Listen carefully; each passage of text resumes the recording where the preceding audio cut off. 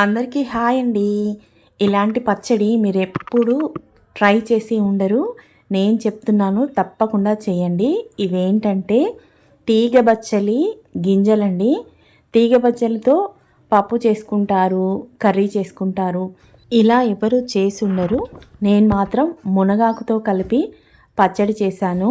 సూపర్గా వచ్చిందండి. మునగాకును దేంట్లోనైనా వేసుకోండి, ఆరోగ్యానికి చాలా మంచిది. దీనికి ఒక 5-6 పచ్చిమిర్చి తీసుకున్నాను, ఒక 2 చింతకాయలు, కొన్ని నువ్వులు వేసుకున్నాను. పచ్చడిలో నువ్వులు వేయించి పెట్టుకున్నాను. పచ్చడి చాలా టేస్టీగా ఉంటుంది. కొంచెం జీలకర్ర వేసుకోవాలి. ఏ పచ్చడి చేసినా కూడా మనం సాల్ట్ కంపల్సరీ వేసుకోవాలి కదా, సరిపడినంత సాల్ట్ వేసుకోవాలి. స్టవ్ మీద కడాయి పెట్టుకొని కొంచెం ఆయిల్ వేసుకొని ముందుగా పచ్చిమిర్చి అయితే వేయించుకున్నాము. ఎప్పుడు పచ్చిమిర్చి వేసినా మూత పెట్టుకోండి, ఎందుకంటే ఆయిల్ కళ్ళల్లో పడుతుంది. ఆ తర్వాత మునగాకు వేసుకోండి. మునగాకు కొంచెం వెగటు వాసన పోవాలంటే దాన్ని ఆయిల్లో కంపల్సరీ ముందుగా వేయించాలి. టమాటా వేసిన తర్వాత మునగాకు అలా వేయొద్దు. నూనెలో మాత్రమే ఫస్ట్ మునగాకు వేసిన తర్వాత మిగతాయి వేసుకోవాలి. చూడండి, ఉప్పు వేసి కడుక్కున్నాను. ఈ తీగ పచ్చలి గింజలు ఇవి కూడా ఆయిల్లో వేసేస్తున్నాను. ఇవి కూడా కొంచెం సేపు ఫ్రై చేసుకోవాలి. ఈ తీగ బచ్చలి గింజలను కొంచెం సేపు ఫ్రై చేస్తే సరిపోతుందండి. అవి తొందరగా వేగిపోతాయి.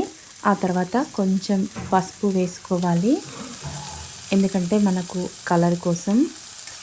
ఆరోగ్యానికి కూడా పసుపు చాలా మంచిది కదా. మనం ఏ కర్రీ చేసుకున్నా పసుపు వేసుకుంటాం కదా. ఇప్పుడు చింతకాయలు చిన్న రోట్లో ఇలా దంచుకొని లోపల గింజలు ఉంటాయి కదండి, ఆ గింజలు మాత్రం తీసేయాలి.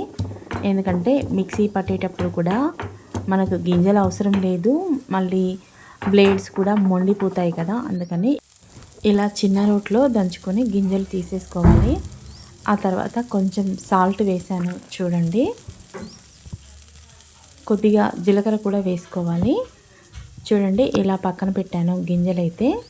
ఇంకా ఈ చింతకాయను మనం మిక్సీ పట్టేటప్పుడు మాత్రమే వేయాలి. ఇనుప మూకుడు కాబట్టి అందులో వేయద్దు. మిక్సీ జార్ తీసుకొని అందులో ఫస్ట్ అయితే ఒక 4-5 స్పూన్లు నువ్వులు తీసుకున్నాను. నువ్వులు కొంచెం బరకగా పట్టుకున్న తర్వాత మనం వేయించి పెట్టుకున్న తీగపచ్చలి గింజలు, మునగాకు ఇవన్నీ వేసుకొని మళ్ళీ మిక్సీ పట్టుకోవాలండి. కొంచెం బరకగా పట్టుకుంటేనే ఈ పచ్చడి టేస్ట్ ఉంటుందండి. కొన్ని వాటర్ కూడా వేసుకొని మిక్సీ పట్టాలి. అప్పుడే మనకు కొంచెం పలచగా ఉండి పచ్చడి బాగుంటుంది, మరీ గట్టిగా బాగుండదు. ఈ పచ్చడికి పోపు కూడా వేసుకున్నాను చూడండి. పోపు వేయచ్చు, వేయకుండా కూడా తినొచ్చు. ఆయిల్ ఎక్కువ వద్దు అనుకునే వాళ్ళు ఇలా డైరెక్ట్ తినొచ్చు. ఇంకా కొంచెం టేస్ట్ కావాలి, ఆయిల్ కావాలి అనుకున్న వాళ్ళు ఇలా చిన్న మూకుట్లో అయితే నేను పోపు వేశాను.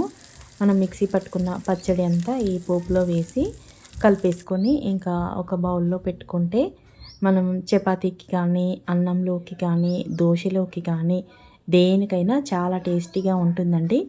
నేనైతే ఈ మూకుట్లో, ఇనుప మూకుడు ఉంది కదండి, దాంట్లో కొంచెం మందంగా ఈ జొన్న దోశలు అయితే వేశాను. ఇది చాలా టేస్టీగా ఉంది తినడానికి కూడా. అందుకని నేను ఇలా కొంచెం పిండి కలుపుకొని అప్పటికప్పుడు ఇలా జొన్న దోశలు అయితే వేసుకున్నాను. మీరు కూడా ఈ పచ్చడి ట్రై చేయండి, ఆరోగ్యానికి చాలా మంచిది. మరో వీడియోతో మళ్ళీ కలుద్దాం.